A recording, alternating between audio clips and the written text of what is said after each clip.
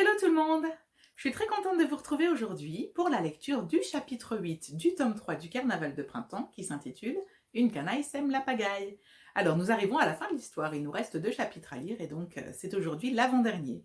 Donc je vous invite à vous installer et on y va. Les enfants, par ici! Criait Winifred qui tentait d'attirer l'attention des jeunes gens surexcités qui couraient autour d'elle. La course d'aviron devait commencer sous peu, et les apprentis rameurs mourraient d'impatience de pouvoir prendre possession de leur bateau pour se défier sur la rivière. Un sifflement strident retentit soudain, et le calme revint immédiatement. Rupert, le sifflet à la bouche, fit un clin d'œil à la grande demoiselle qui reprit. « Merci, Rupert. Je disais donc, les enfants, suivez-moi, nous allons constituer les équipes et vous remettre vos dossards. Excusez-moi, vos dossards. » Elle se mit en route, suivie des enfants et de Rupert, qui fermait la marche. Ils traversèrent ensemble le petit pont qui surplombait la rivière pour rejoindre Oscar et son épouse Mary, qui les attendaient de l'autre côté avec tous les équipements. Les enfants furent répartis en 5 équipes de 2 et revêtirent dossards et gilets de sauvetage. La première équipe, composée de Perry Lapin et de Cléa de Corée, était des plus atypiques. Le jeune frère de Paul, téméraire et audacieux, avait hâte de pouvoir embarquer, tandis que la coquette écureuil trouvait la couleur du dossard bien peu assortie à celle de son pelage. La seconde équipe était composée de Patton et Pamela Lapin. D'une grande timidité, le jeune garçon se sentait bien mal à l'aise sous le regard des nombreux spectateurs, tandis que sa sœur, le carnet de croquis à la main, immortalisait l'événement à la craie grasse. Philippe Lapin et Victoria Hérisson étaient réunis dans la troisième équipe. Comme à son habitude, Philippe s'employait à faire rire ses camarades à grands coups de grimaces, tandis que la fille de Marie et d'Oscar attendait patiemment le départ de la course. Peter Lapin et Marco Hérisson portaient le dossard numéro 4 et affichaient tous deux une mine concentrée, tandis que Porter Lapin et Fernando de Corée, qui formaient le 5e binôme, riaient à gorge déployée devant les facéties de Philippe. Une fois les enfants prêts pour le départ, Oscar et Rupert les aidèrent à s'installer dans leurs bateaux respectifs et leur remirent leurs rames, aussi appelées avirons. Sur l'autre rive, des gradins avaient été installés près du hangar à bateaux, et tous les habitants du village étaient réunis pour assister à la course tant attendue. Le podium, qui accueillerait bientôt les 3 équipes gagnantes, avait été dressé tout à côté et décoré de fleurs. Lorsque les 5 bateaux furent installés sur la ligne de départ, Seamus monta à la tribune qui avait été placée près du podium et prit la parole. « Mes chers amis, commença-t-il, en ce 2e jour de carnaval, j'ai le plaisir de vous accueillir pour notre traditionnelle course d'aviron qui va voir s'affronter nos jeunes et talentueux sportifs. Bonne chance à toutes et à tous, et n'oubliez pas que cette compétition doit être avant tout un moment de plaisir. » Il quitta la tribune sous les applaudissements des villageois et s'installa sur les gradins près de Madame Poppy.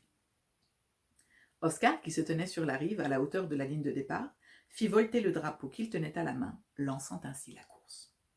Sous les acclamations du public, les 10 rameurs se mirent en action pour propulser leur bateau vers l'avant, avec en ligne de mire la ligne d'arrivée, matérialisée par des bouées 100 mètres plus loin.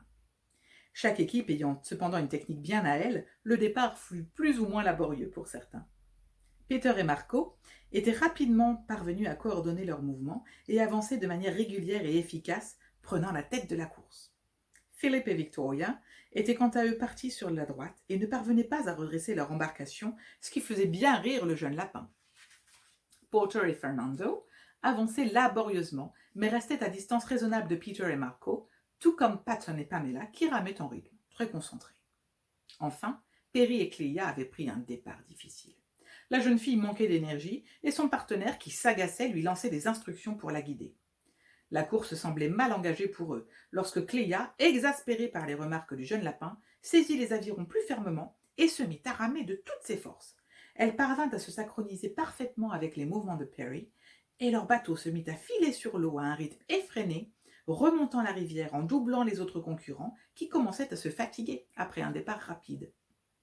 Leur frêle embarcation arriva bientôt à la hauteur du bateau de tête occupé par Peter et Marco, et la clameur des spectateurs se fit plus grande à mesure que se rapprochait la ligne d'arrivée. La dernière ligne droite fut terrible. Les 2 bateaux avançaient au coude à coude et les rameurs ne relâchaient pas leurs efforts, leurs visages crispés à mesure qu'ils enchaînaient les mouvements. Enfin, à quelques mètres seulement de la ligne d'arrivée, Peter et Marco, qui menaient de très peu, eurent un moment de faiblesse et furent aussitôt rattrapés par Perry et Cléa. Les deux bateaux franchirent la ligne parfaitement en même temps, sous les hurrahs enthousiastes des supporters.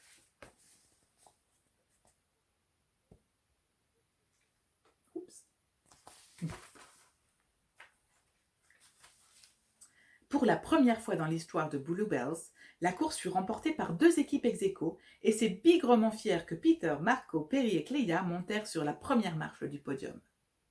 Patton et Pamela arrivèrent à la deuxième place et Porter et Fernando terminèrent bon troisième. Quant à Philippe et Victoria, ils avaient fini leur course sur la rive, à quelques mètres de la ligne de départ, sans que leur bonne humeur ne soit entamée pour autant. Seamus et Madame Poppy procédèrent à la remise des récompenses sous le regard rempli de fierté des parents des concurrents. Des rafraîchissements furent ensuite servis à toute l'assemblée. « Eh bien, mon cher Jasper, il paraît que sans vous, la course n'aurait pas pu avoir lieu, dit Seamus, en s'approchant de la tortue, un verre de limonade à la main. Au nom de tout le village, je vous remercie pour votre intervention. Et il leva son verre en l'honneur d'un Jasper tout rougissant, bientôt imité par tous les villageois. Winifred s'empressa de raconter avec force détail les événements de la matinée et insista particulièrement sur le courage de la tortue qui n'avait pas hésité à se jeter dans les eaux froides de la rivière pour récupérer les embarcations. On loua la bravoure de Jasper et on le couvrit de compliments pour son plus grand plaisir. Madame Poppy et Seamus, qui assistaient à la scène en souriant, furent bientôt rejoints par Rupert. « Eh bien, sait-on ce qui a pu se passer pour que les bateaux se mettent ainsi à voguer seuls au milieu de la rivière ?» demanda le grand cerf au policier. « Rien de confirmé, » répondit le sanglier. « Par contre, mon cousin Stuart, qui est agent de police à Primrose, m'a raconté une drôle d'anecdote, » ajouta-t-il l'air mystérieux. Seamus et Madame Poppy l'interrogèrent du regard et il poursuivit. « Figurez-vous qu'il a un pensionnaire pour la nuit, au poste de police. Il s'agirait d'une jeune oie hystérique qui aurait fait un esclandre à l'auberge du village, où on lui refusait une chambre pour la nuit. » Il s'interrompit un instant pour ménager le suspense et reprit. « Apparemment, il se serait vanté d'avoir un couteau dans son sac et il aurait menacé l'aubergiste de représailles s'il ne lui donnait pas une chambre. C'est ainsi que mon cousin a dû intervenir pour maîtriser le forcené. Cet idiot sera transféré demain à Pansy, sa ville natale, d'après ce que je sais. Mais bon, moi ce que j'en dis, hein. » Et il s'éloigna, un sourire malicieux sur le visage. Madame Poppy soupira. « Eh bien, espérons que cela lui servira de leçon, dit-elle.